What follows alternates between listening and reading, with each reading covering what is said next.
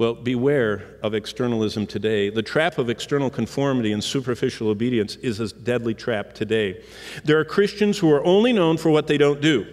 The big public sins. They don't murder, they don't commit adultery, they don't lie, and they're carefully avoided. But there's no internal transformation. Look back at Matthew 5 and verse 17 onward. Notice what Jesus says. He says, whoever breaks, in verse 19, the least of these commandments. Now he's going to show what he means by that. Starting in verse 21, you have heard it was said of those of old, don't murder. Murder starts in our hearts with unrepentant anger. Do you know how many people are dealing with the side effects of this lingering anger over someone that harmed them, someone that took something of theirs, someone that in some way did some awful thing toward them in the work environment, in the home environment, in their marriage, in some type of abuse, and they seethe wanting that person to be judged and to get even with them. You know what Jesus said? If you have unrepentant anger, who gets vengeance? We get it for ourselves. We all vigilantes, Is that what we're supposed to do? No. Vengeance is mine, saith the Lord. And bitterness consumes us, and it makes us like murderers because we seethe with desire. So Jesus said, you've heard it was said of old, don't murder, and whoever murders will be in danger of judgment. But verse 22, I say unto you, whoever is angry at his brother without a cause will be in danger of judgment. And whoever says to his brother, Raka, will be in danger of the council. And whoever says, you fool, verse 22 says, will be in danger of hellfire. Wow. Therefore, if you bring your gift to the altar and remember that your brother has something against you, leave your gift before the altar and go your way and first be reconciled with your brother. We're supposed to be people that, as Paul said, as far as we know, we have a conscience void of offense toward God and anyone else. There is no unsettledness in our life. That's God's standard. Do you think that's changed? Jesus didn't think it changed. They said, as long as you don't kill anybody, you're okay. God says, if you have an underlying seething anger towards someone for something, you're not okay. Boy, that was unsettling. Look down at verse 27. You've heard it said to those of old, you shall not commit adultery. But I say unto you, whoever looks toward a woman to lust, to fulfill a gratifying desire, a hunger, to satisfy a hunger they have. Boy, I've just described one of the underlying, do you remember the big motorcycle shootout they just had in Texas a couple months ago? All those bikers, and they arrested hundreds of them and everything. Do you know where that occurred? It occurred at one of these kind of fleshly restaurants, kind of like a Western Texan form of Hooters. And they're all there, and they eat there and everything else because they like to look. And of course, the waitresses offer them lots to look at. But nobody does anything bad. See, as long as, there's no prostitution going on here.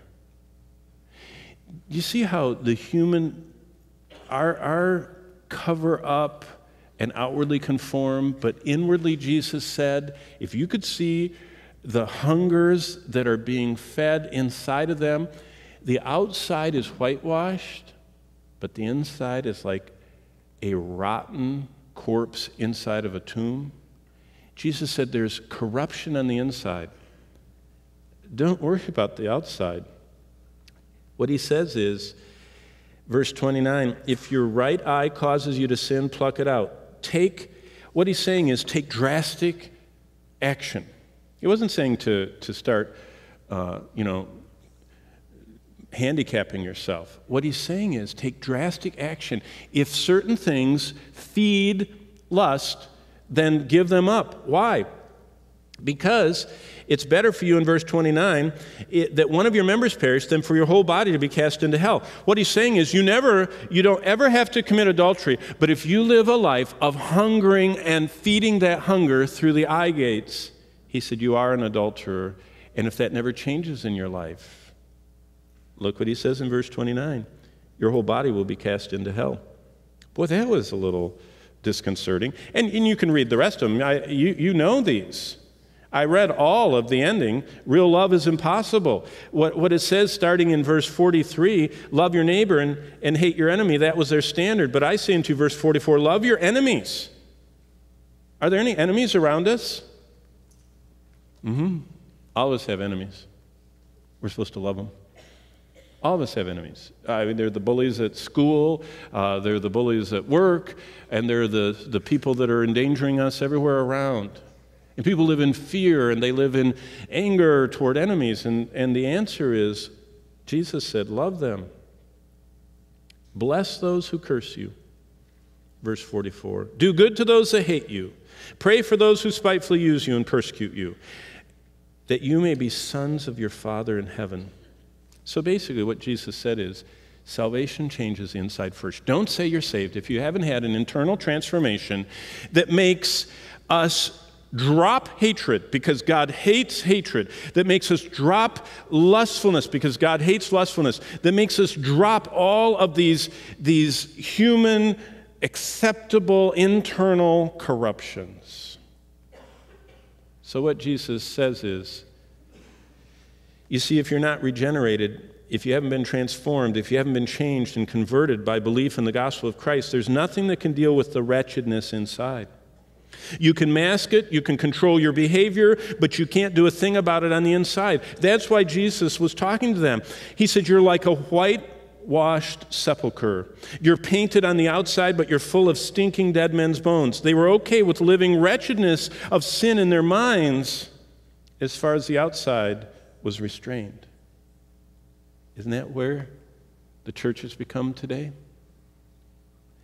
We measure people's externals because people don't let us get close enough to find out what's really on the inside. Do you know what the real pushback is for biblical discipleship? No one wants anybody to get close enough to see what they're really thinking, what's really processing inside.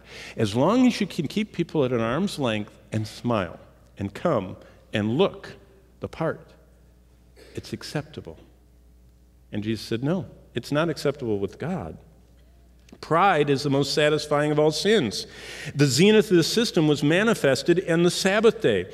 On the Sabbath day, they all came into public view at the synagogue. On that great day, the focus of their self-righteous, proud system reached its clarity, and they shined. They just showed off how good they were.